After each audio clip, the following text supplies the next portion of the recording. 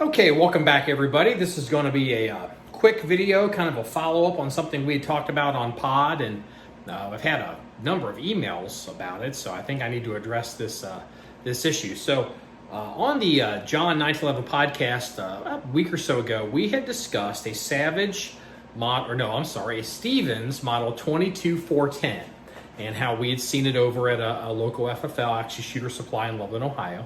And while we were discussing it on pod, I had remembered, like, oh yeah, I thought I was going to pick up that gun. So I had texted shooters while we were recording and asked them if they still had it, and they indicated yes, and I told them to go ahead and take it off the shelf, consider it sold. We're going to come by and pick it up later that day. So, and that actually happened before we published the podcast. So a number of people, I didn't realize there was that much interest in these guns. A number of people, I guess, have reached out to me wanting to know how much the gun was and where they could find it because they wanted to buy it. So it wasn't available. So we picked it up. It's been on a long-term list for a while. And while the condition isn't that good, there was one factor, mitigating factor, that contributed to me wanting to buy the gun. So let me go ahead and give you a rundown of what this is. And for those of you who don't know, it's not anything special. It's not one of those survival guns, but we'll go ahead and get into that. So Stevens 22410. So in America, we would call this an over-under gun. And in Europe, you'd call it a combination gun. So it's got a 22 caliber. This example has a 22 caliber rifle barrel on top and a 410 gauge barrel on the bottom. So it did come in different models or different calibers and all kinds of things. And I'm not really knowledgeable on any of that, but clue 22-410 is the model number. So that's a clue as to what the chambering is. It is a breakdown gun. So like a shotgun, it's over under, but you can actually take it apart and break the barrel off of it and, do all that. So it's good for if you want to, store it under a seat in a truck, maybe in an Air Force airplane. There seems to be, I guess some of these were picked up by the Air Force in World War II. I don't know that. I see people on the internet talking about it because I had to kind of look up some of the history on this gun before I could do the video. And I see people claiming that the Air Force used these as survival guns. I haven't been able to confirm that they did that, but I can tell you this is not one of them by virtue of the furniture. So I believe the 22-410 by Stevens came out in 38 or 39, right before World War II. And then in 45 or 46, I know the war ended in 45, but sometime after World War II, they switched from wood furniture to a polymer type of furniture. So then from 46 to 50, they made the 22-410, and then at some point they switched to a Savage Model 24. So a lot of people call these Savage Model 24s. As a matter of fact, Doc around here calls it a Savage Model 24, but for the sake of this video, it is a 22-410. 24-inch barrels and aluminum trigger guard, single trigger. There's not a double trigger as some of them have. It is a fairly heavy gun for its size. It is not a large weapon, and it's not unwieldy. But when you pick it up, you're going to be like, "Damn!" I mean, you thought that'd be lighter, and so it's kind of heavy enough that some people even mistakenly think that this furniture is some type of wood, and it is not. I'm not sure of what the original finish on this gun was supposed to be. Some people claim color case hardening, and you can possibly see some ghost of color case hardening on this on the receiver, and this was a blue type finish. You can see it under the, if I break it down, I'll show you the color. But as it lives today, the entire gun has what the collector community would call patina and what the gunsmiths would call corrosion or rust.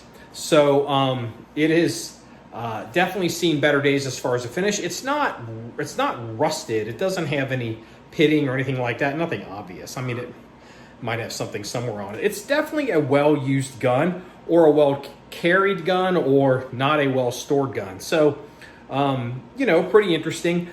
One of the facts about these guns that I didn't realize until after we had purchased it was this selector is your over-under selector, this little round nub, so you can adjust.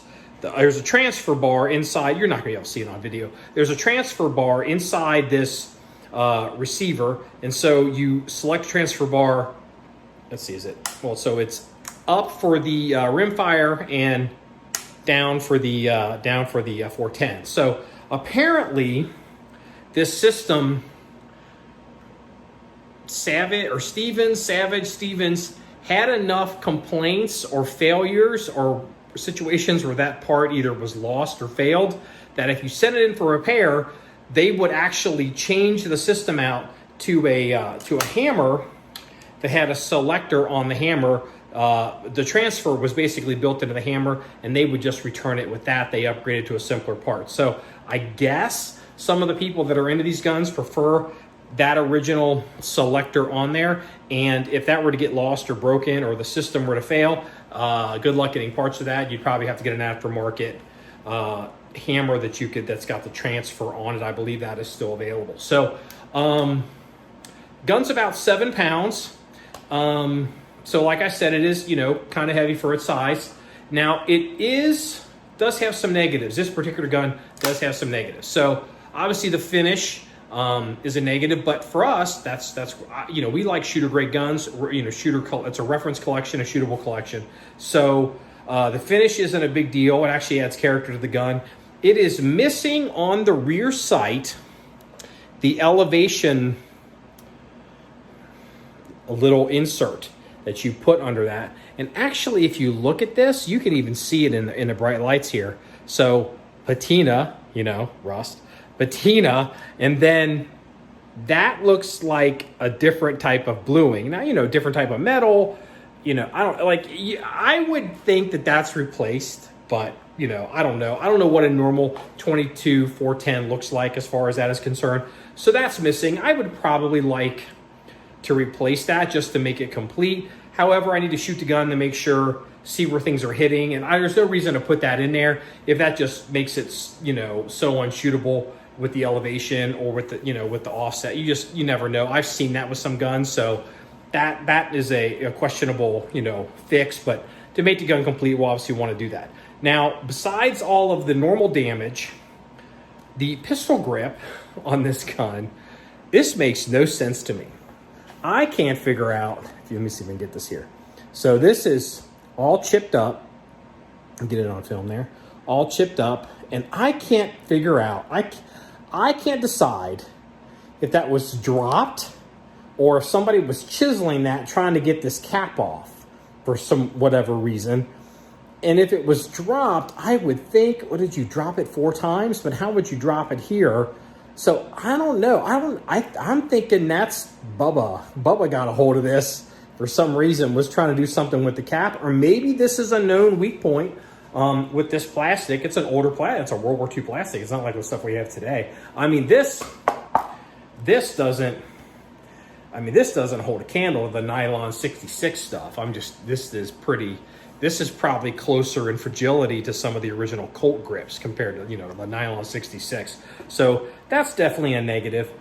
Also for the collectors, apparently, I don't think this is, because looking at the furniture, I believe this is a post-World War II, pre-1950 gun. So that does not make it the most desirable of these. You can get into, they're perfect if they're early or patent pending. So looking at let's see, where is it? Here, it's on this side. So let's put the selector up. There is a full patent number right there on the receiver. It's not a patent pending, so I believe that means it definitely officially makes it not early, which means it less valuable. So good for us. It has, the barrels are brazed. It looks like it's in decent shape, again, shooter grade. But the one mitigating factor as to why I wanted to buy this gun, besides the fact they're kind of cool guns, and it's an older gun as opposed to like a new version of it, the barrels on this gun are immaculate. And I am not exaggerating when I say that. The barrels on this gun are immaculate. So this gun either lived a hard life externally and was well cared for internally, or it was hard. It was carried a lot and not shot much.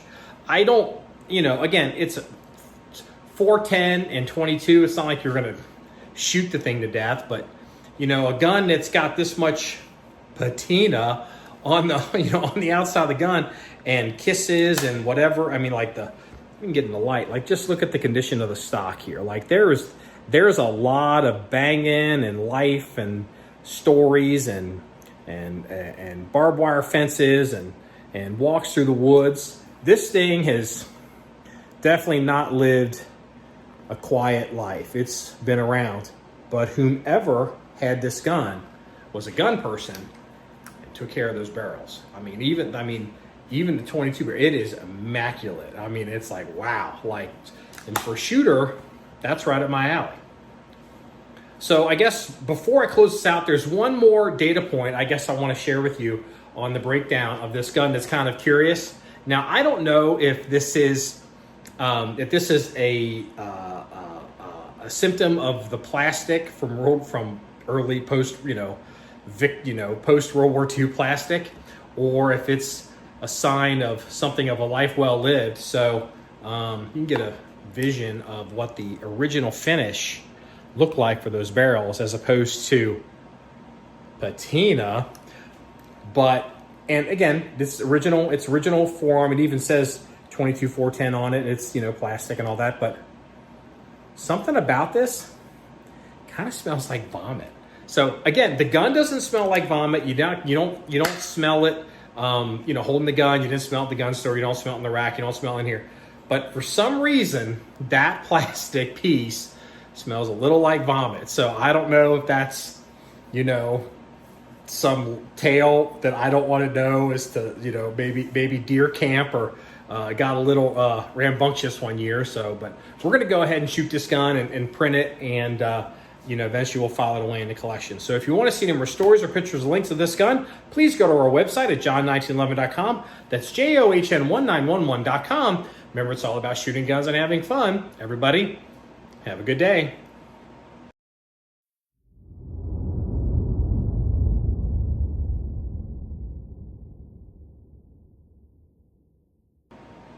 And don't puke on your guns.